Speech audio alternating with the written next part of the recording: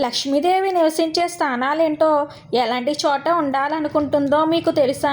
ఇదే విషయం విష్ణువు లక్ష్మీదేవిని అడుగుతాడు. అసలు నీ కోసం భూలోకంలో ప్రతి ఒక్కరూ పరితపిస్తూ ఉంటారు కదా దేవి, అసలు నువ్వు ఏం చూసి వాళ్ళ ఇంటికి వెళతావు అని అడుగుతాడు. అప్పుడు లక్ష్మీదేవి నవ్వుతూ ఇలా సమాధానం చెబుతుంది. లక్ష్మీదేవి అంటే కేవలం ధనాన్ని మాత్రమే ఇచ్చే దేవత కాదు. నేను సౌభాగ్యం, శాంతి, విజయం, ఐశ్వర్యం, జ్ఞానం ఇవన్నీ కలగలిపిన మహాశక్తిని.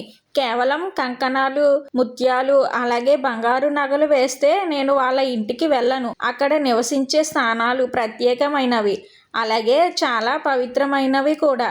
ఎక్కడైతే ఇల్లు శుభ్రంగా ఉంటుందో, ఎక్కడైతే రోజు ఉదయం గోవిందనామాలు వినిపిస్తుందో, ఎక్కడైతే భక్తితో దీపారాధన జరుగుతుందో, ఎక్కడైతే వృద్ధులను గౌరవిస్తారో, ఎక్కడైతే అన్నదానం జరుగుతుందో, ఎక్కడైతే గోమాతను పూజిస్తారో, ఎక్కడైతే జంతువులను హింసించకుండా ఉంటారో, ఎక్కడైతే భార్యాభర్తలు గొడవ పడకుండా ఉంటారో అలాంటి చోటకే నా అంతట నేనే పిలవకపోయినా వెళతాను స్వామి.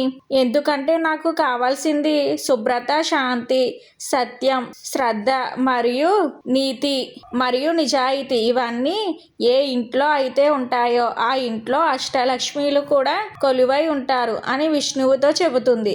అది లేని చోటకి నేను రాను. నా చెల్లి అయిన ఆ లక్ష్మి వెళుతుంది. అప్పుడు వారికి దరిద్రం తప్పదు అని అంటుంది లక్ష్మీదేవి.